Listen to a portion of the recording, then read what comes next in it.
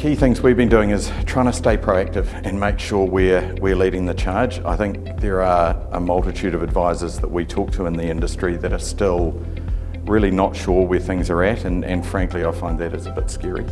I think they're still waiting for someone else to sort it out for them, and I think for people who are sitting back and waiting for their groups or their associations or their organisations to do it for them are going to be left out in the cold. And I think the big surpriser for me that I learned a month or so ago that is once that transitional licence period finishes, it doesn't actually run for another 2 years. And I just advise everyone pick up their socks and get into it, because the sooner the better. Have met the level 5 certification, so have gone through and done that, and maintained ongoing continuing professional development as well. Well, I think first of all you've just got to breathe and you've got to think, right, now what is it that I really have to do? And at the end of the day, you've got to look after your client.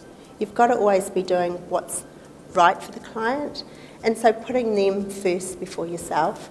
So if they always have the right lens on when they're going to see their clients, and asking, is this something that I would recommend that my mother did? Being engaged with the changes as well too, poring over the various pieces of legislation and what they might mean, looking at how the code has progressed to get to its stage as to where it is now, and then looking at how that might,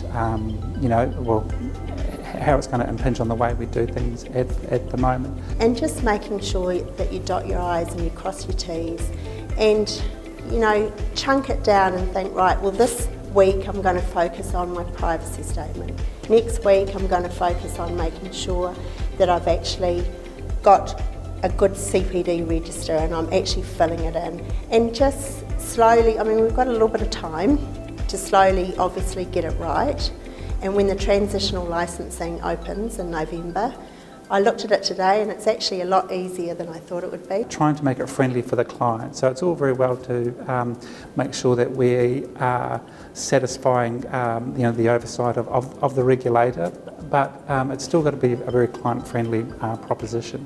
They're the ones that we're trying to deliver the good client outcome or the excellent client outcome.